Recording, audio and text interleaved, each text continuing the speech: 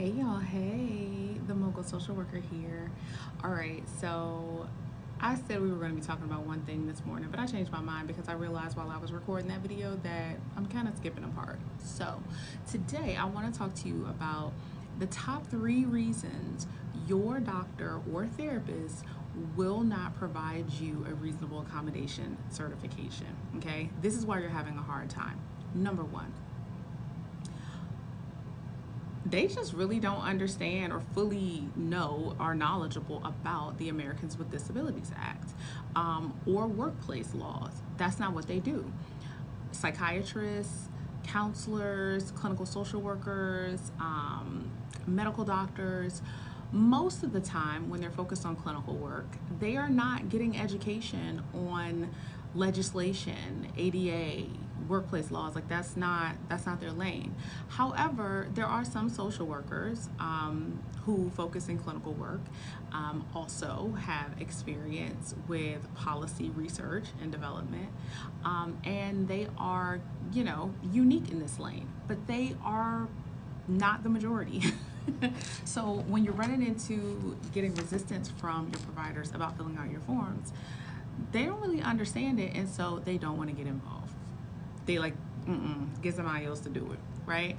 Number two is really a consequence of number 1. When a medical provider, any licensed provider for that matter, does not understand something that you want them to sign their name to, they are immediately concerned about their professional liability. They are concerned because they cannot, by their ethics, by their board of ethics, they cannot operate outside of their area of expertise and competency. So when you don't know about something, but you're making a recommendation for it, and then you cannot defend it or attest to it later if it comes up again, like in court, which many reasonable accommodation requests end up in court because workplaces end up violating people's rights by denying them a reasonable accommodation.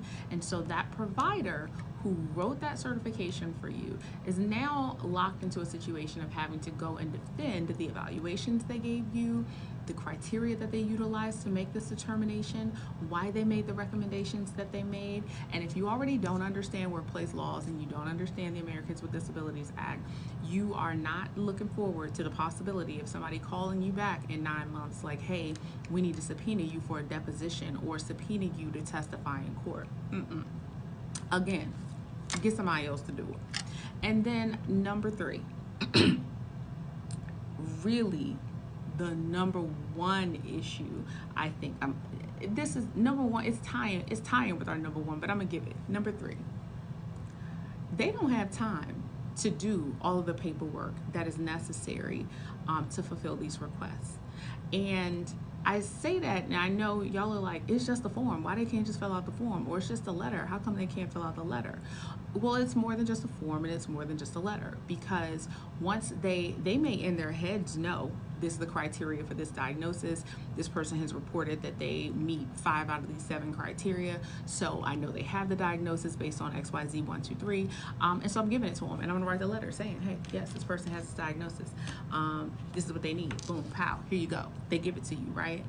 The problem is they need to go back then and write down all of that justification that they have in their minds. They need to write that on paper. It needs to be in the chart. It needs to be in your medical record.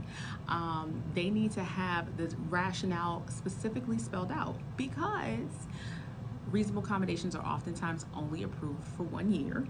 Sometimes they're only approved for 6 months.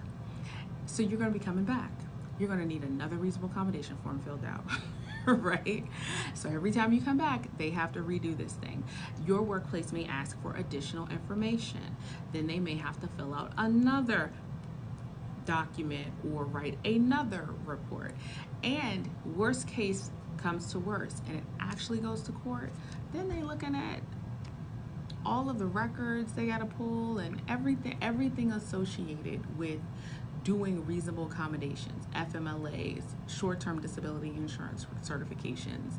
These can be very time-consuming interactions.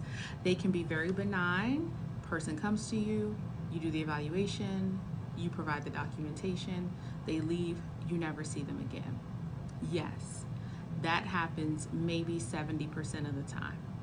But that 30% of the time is a headache that the average practitioner does not have time to deal with.